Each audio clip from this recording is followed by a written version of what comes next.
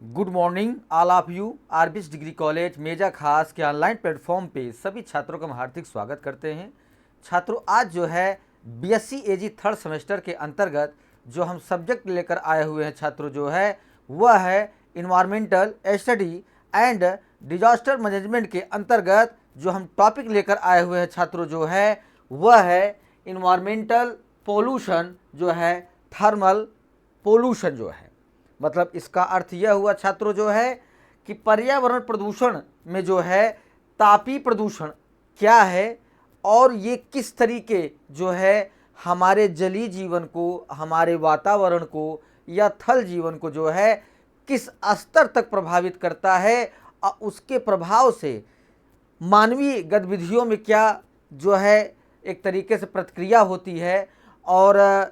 जलीय जो जीव जंतु हैं उनके जीवन में क्या प्रतिक्रियाएं होती हैं। आज हम लोग जो है इस टॉपिक के अंतर्गत जो है अध्ययन करेंगे छात्रों, जो है क्योंकि आप लोग भी अच्छे तरीके से समझते हैं छात्रों, जो है कि तापीय प्रदूषण के द्वारा जो है हमारे वायुमंडल की जो संतुलन है वो बहुत ही जो है बिगड़ रहा है, जिसके कारण से हमारे जो कुछ ऐसे जीव जंतु होते हैं जो हमारे वायुमंडल में जो है अपना विचरण करते रहते हैं, तैरते रहते हैं, जो है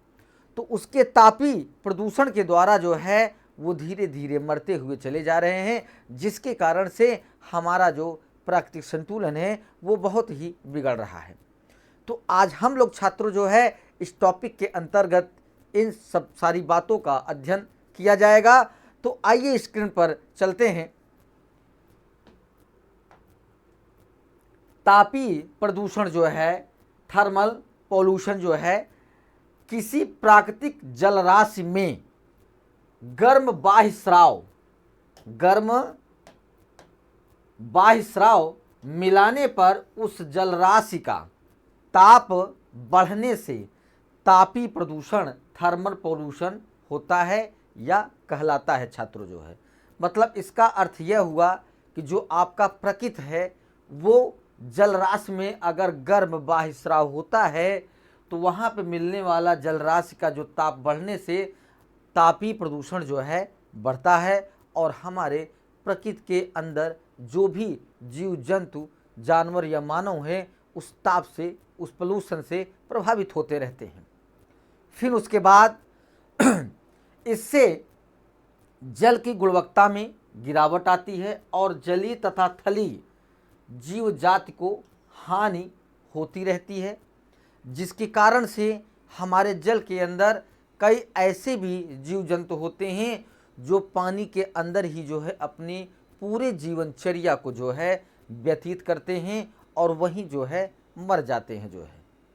और कुछ ऐसे भी जीव जंतु होते हैं जो जल से बाहर आकर भी जो है अपनी जीवनचर्या को जो है पूरा करते हैं।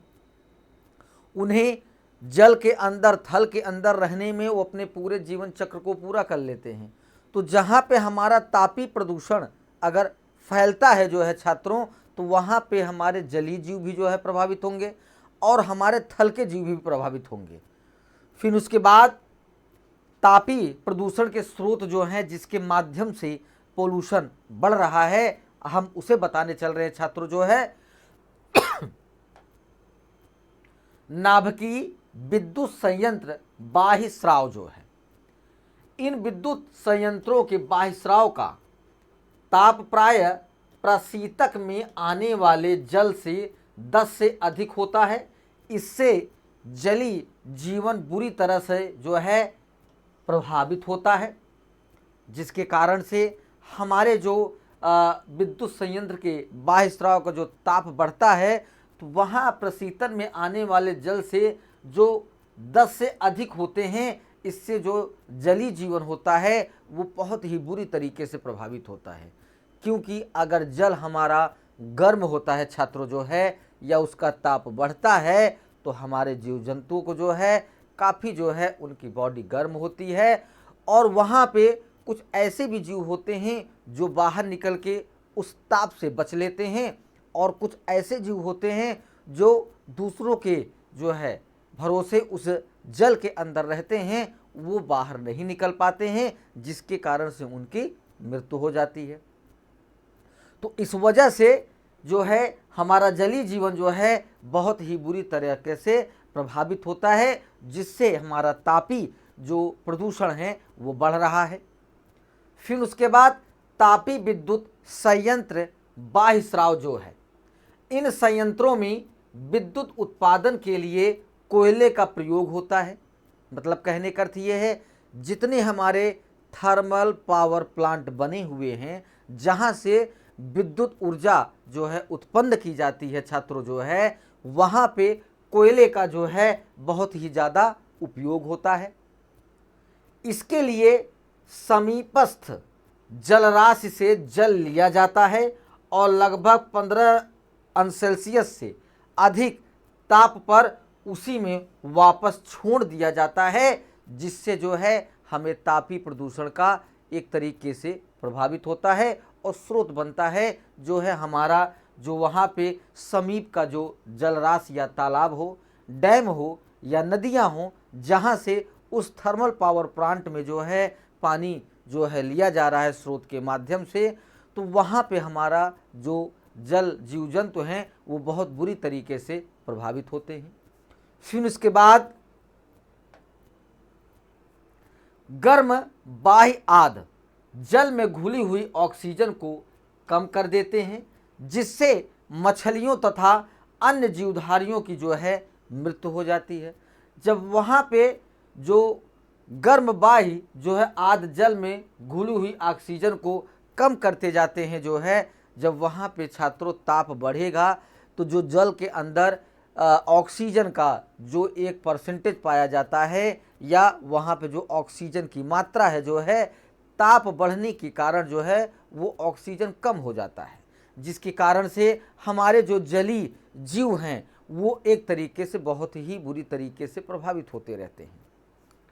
फिर जिससे मछलियों तथा अन्य जीवधारियों की जो है उसी के अंदर मृत्यु हो जाती है। फिर उसके बाद जल विद्युत शक्ति बाह्य स्राव जो है आता है, जो आपके तापी प्रदूषण को जो है बढ़ाता है और उस स्रोत को माध्यम को बढ़ाते चलता है। तो विद्युत उत्पादन की यह एकमात्र प्रक्रिया है जिससे जल तंत्र का ऋणात्मक तापी उद्दारण जो है निगेटिव थर्मल लोडिंग होता है, जहां से आपकी जो है विद्युत जो है शक्ति प्रभावित होती है छात्रों, जो है वहाँ पे जो हमारा जो निगेटिव मतलब जो वहाँ पे जल तंत्र होता है वो जो है आपके माइनस मतलब जो है वहाँ पे ऋणात्मक की ओर जो है वो अपना बढ़ोतरी करता है, जिससे आपका तापी प्रदूषण बढ़ता है। फिर आता है औद्योगिक बाह्य स्राव जो है, ठीक है। तो वस्त्र, कागज, शर्करा आदि के उद्योग गर्म बाह्य स्राव उत्पन्न करते हैं। ये 8 से 10 अंश अधिक जो है ताप क्रम वाले होते हैं, जो हमारे औद्योगिक बाह्य स्राव के द्वारा हमारे तापी प्रदूषण को जो है ये वृद्ध करते रहते हैं। उसके बाद इस बाह्य स्राव का क्या प्रभाव होगा, यह इस बात पर निर्भर करेगा कि जलाशय के मूल ताप से यह ताप कितना अधिक जो है होता है। फिर उसके बाद अगर इस बाह्य स्राव का क्या प्रभाव होगा, यह इस बात पर निर्भर करेगा कि जलाशय के मूल ताप से यह ताप कितना अधिक हो रहा है, जिससे हमारा जो है तापी प्रदूषण की बढ़ोतरी हो रही है और हमारे जो जलीय जीव जंतु हैं वो प्रभावित हो रहे हैं।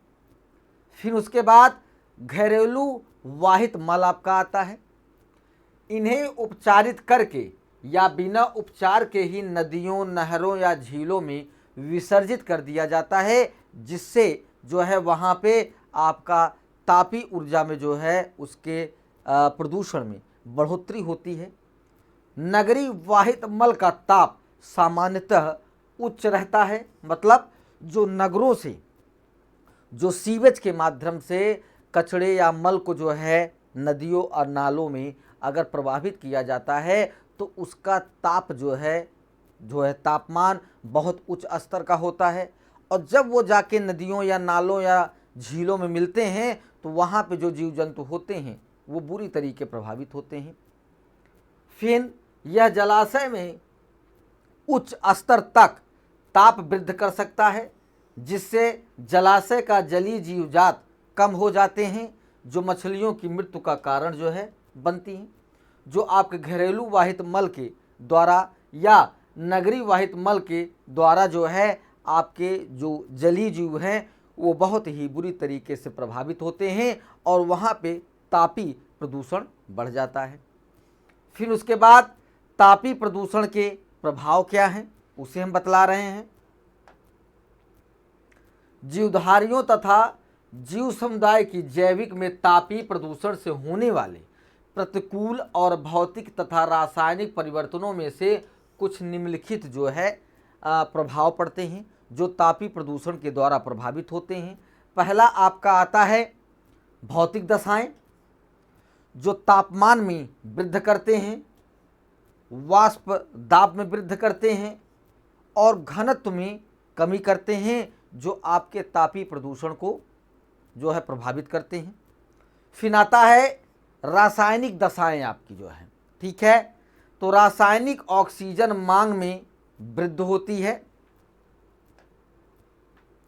जैविक ऑक्सीजन मांग में वृद्धि होती है, विषाक्त में वृद्धि होती है, जो आपके तापीय प्रदूषण को प्रभावित करते हैं। फिर आता है जैविक प्रभाव जो है आपका। तो जैविक प्रभाव में जो है आपका कायकी मतलब फिजियोलॉजिकल गतिविधियों में जो है परिवर्तन आ जाता है। उपापचयी मेटाबॉलिक जो है दरों में परिवर्तन हो जाते हैं। फिर जैव रासायनिक बायोकेमिकल में जो है प्रतिमानों में परिवर्तन हो जाते हैं, जो आपके तापीय प्रदूषण को जो है बढ़ाते रहते हैं। फिर उसके बाद आता है जैव समुदाय में प्रभाव जो है, ठीक है। तो जैव समुदायों में प्रभाव किस तरीके पड़ता है उसे हम बतला रहे हैं छात्रों जो है कि जीवधारियों के वितरण प्रारूप परिवर्तित होते रहते हैं और शैवाल समिष्ट में अवांछित परिवर्तन होते रहते हैं, जो आपके तापीय प्रदूषण के द्वारा इन पर प्रभाव पड़ता रहता है। फिर उसके बाद आता है औद्योगिक अपशिष्ट जल में किस तरीके हमारा तापीय प्रदूषण प्रभावित करता है उसे हम बतला रहे हैं कि संयुक्त राज्य अमेरिका में लगभग 75 से 80% तापीय प्रदूषण बिजली संयंत्रों द्वारा जो है उत्पन्न होता रहता है, जिसके कारण से हमारे तापीय प्रदूषण में बढ़ोतरी होती है या प्रभावित होता है। फिर उसके बाद जो है शेष जो है 376 शेष औद्योगिक स्रोत जैसे पेट्रोलियम रिफाइनरियों, लुगदी, कागज मिलों, रासायनिक संयंत्रों, इस्पात मिलों और सिमेंटरों में जो है आपका तापीय जो है प्रदूषण बढ़ता है, जो औद्योगिक अपशिष्ट के द्वारा उनके जल के द्वारा ये प्रदूषण जो है बढ़ते जाते हैं। इन स्रोतों से प्राप्त गर्म पानी को निम्नलिखित तरीकों से नियंत्रित जो है किया जा सकता है, उसे हम बतला रहे हैं छात्रों जो है। शीतलन तालाब जो है आप अपने तापीय प्रदूषण को या तापीय जल को जो है वहाँ पे एकत्रित करेंगे। वाष्पीकरण, संवहन और विकिरण द्वारा ठंडा करने के लिए डिजाइन किए गए मानव निर्मित जल का निकाय का प्रबंधन करना पड़ेगा, तब आप वहाँ पे उस जल को आप प्रबंधित कर सकते हैं। फिर कूलिंग टावर जो वाष्पीकरण और या उष्मा स्थानांतरण के माध्यम से उपशिष्ट उष्मा को जो है वायुमंडल में जो है स्थानांतरित करते हैं, जिसके द्वारा जो है आपके तापीय प्रदूषण में नियंत्रण होता है। फिर आपका जलाशय आते हैं। जैसे जैसे पानी मानव निर्मित बंधों के भीतर स्तरीकृत होती है तो तल पर तापमान नाटकीय रूप से जो है गिरता रहता है। जो अगर आपके जलाशय के अंदर अगर मानव जो है उसमें जो है प्रवेश करता है या शामिल होता है तो ऊपर का तापमान कुछ अलग रहेगा और नीचे का तापमान कुछ अलग रहेगा छात्रों, जो आपके तापीय प्रदूषण को जो है नियंत्रित करेगा। फिर उसके बाद कई बंधों का निर्माण इस ठंडे पानी को नीचे प्राकृतिक प्रणालियों में छोड़ने के लिए जो है किया जाता है। जलाशय के तल पर ठंडे पानी के बजाय गर्म सतह के पानी को छोड़ने के लिए बंध को डिजाइन करके इस काम में जो है किया जा सकता है। जिसके द्वारा आप तापीय प्रदूषण को नियंत्रित कर सकते हैं। फिर शहरी अपवाह जो है, गर्म मौसम के दौरान शहरी अपवाह छोटी धाराओं द्वारा महत्वपूर्ण थर्मल प्रवाह डाल सकता है, जिसके द्वारा जब तूफान का पानी गर्म होता है या पार्किंग स्थलों, सड़कों या फुटपाथों से होकर गुजरता है तो यहाँ कुछ गर्मी को अवशोषित कर लेता है, जो शहरी गर्मी धूप का एक प्रभाव जो है डालता है, जो आपके तापीय प्रदूषण को जो है एक तरीके से नियंत्रित करते हुए चलता है। फिर आता है गर्म पानी का प्रभाव। ठीक है, तापीय प्रदूषण में गर्म पानी का क्या प्रभाव पड़ता है उसे हम बतला रहे हैं कि उच्च तापमान आमतौर पर घुलित ऑक्सीजन और पानी के स्तर को कम करता है, क्योंकि गैसें गर्म तरल पदार्थों में कम जो है घुलनशील होती हैं। क्योंकि अगर आपका पानी गर्म है छात्रों जो है तो उसमें गैसें जो है तरल पदार्थ सम्मिश्रण नहीं हो सकते हैं। फिर उसके बाद यह जलीय जानवरों जैसे मछली, उभयचर, अन्य जलीय जीवों को नुकसान पहुंचा सकता है। थर्मल प्रदूषण जलीय जानवरों को चया अपचय दर को भी बढ़ा सकता है, जिसके द्वारा से हमारे जो जलीय जानवर हैं वो बहुत ही बुरे तरीके से प्रभावित होते हैं छात्रों। फिर आता है तापमान में 1 से 2 डिग्री सेल्सियस का परिवर्तन भी जीवों के उपापचय और अन्य प्रतिकूल कोशिकीय जीव विज्ञान प्रभावों में महत्वपूर्ण परिवर्तन पैदा कर सकता है, जो आपके तापीय प्रदूषण के द्वारा ये प्रभाव जो है पड़ते रहते हैं, जो आपके जीव विज्ञान के जो है कई कोशिकीय जो प्रक्रियाएं होती हैं उस पर प्रभाव डाल देंगे, जिससे आपके जो पेड़ पौधे हैं वो पूरे तरीके से विकसित नहीं हो पाएंगे। फिर उसके बाद ठंडा पानी आपका आता है। जलाशयों से अप्राकृतिक रूप से ठंडा पानी छोड़े जाने से नदियों की मछलियों और माइक्रो इन्वर्टिवेज जीवों में नाटकीय रूप से बदलाव आ सकता है और नदी का उत्पादकता जो है कम हो सकती है। क्योंकि अगर आप छात्रों जो है उस नदी के अंदर अगर आप डायरेक्ट मतलब सीधे अगर आप ठंडे पानी का प्रवेश करते हैं तो उसके संपर्क में जो हमारे जलीय जीव आएंगे वो बुरी तरीके से प्रभावित होंगे और उनकी मृत्यु भी हो सकती है छात्रों, क्योंकि उनके मौसम और वहाँ पे जो वातावरण रहेगा वो परिवर्तित हो जाएगा और उस परिवर्तन के द्वारा जो है उस जलीय जीव पर जो है बहुत ही बुरा प्रभाव पड़ेगा। फिर थर्मल शॉक आपका आता है। जब कोई बिजली संयंत्र मरम्मत या अन्य कारकों से पहली बार खुलता या बंद किया जाता है, मतलब जब थर्मल शॉक को जो है जब उसे बिगड़ने के बाद खोला या बंद किया जाता है तो विशेष तापमान सीमा के लिए अनुकूलित मछलियां अन्य जीव पानी के तापमान में अचानक परिवर्तन या तो वृद्धि या कमी जैसे थर्मल शॉक के रूप में जाना जाता है और वहाँ पे जो जीव जंतु होते हैं वो जो है मर सकते हैं। तो ये आपके जो है थर्मल शॉक आपका हो गया। फिर जैव भू रासायनिक प्रभाव आपका आता है। जल शीतलन प्रभावों के विपरीत जल वार्मिंग प्रभावों का जैव भू रासायनिक प्रभाव के संबंध में सबसे अधिक जो है अध्ययन किया जाता है, जिसके द्वारा हम तापीय प्रदूषण को कम कर सकते हैं। इस शोध का अधिकांश भाग परमाणु ऊर्जा संयंत्रों को हटाने के बाद झीलों पर होने वाले दीर्घकालिक जो है प्रभाव पर देखा जा सकता है। फिर उसके बाद कुल मिलकर थर्मल प्रदूषण के कारण पानी के तापमान में वृद्धि के लिए समर्थन है। थर्मल प्रदूषण के कारण स्तरीकरण और पानी के तापमान में अंतर फास्फोरस और नाइट्रोजन के पोषक चक्रण के साथ सहसंबंधित प्रतीत होते हैं, जो नदियां तापीय जो है प्रदूषण के द्वारा प्रभावित होती रहती हैं और उन्हें अगर आप अच्छे तरीके से अगर प्रबंधन नहीं करेंगे छात्रों जो है तो जो आपके जलीय जीव जंतु हैं वो आपके तापीय प्रदूषण से जो है प्रभावित होंगे और उनकी संख्याएं कम हो जाएंगी, जिसके कारण से आपके जो जलीय जो है तापमान रहेगा वो आपका संतुलन नहीं बनेगा, जिससे आपके उस जल के अंदर जो भी जीव जंतु हैं वो धीरे धीरे मर जाएंगे। ठीक है, यहाँ पे टॉपिक आपका समाप्त होता है। अगली टॉपिक के साथ उपस्थित होंगे। सभी छात्रों को धन्यवाद।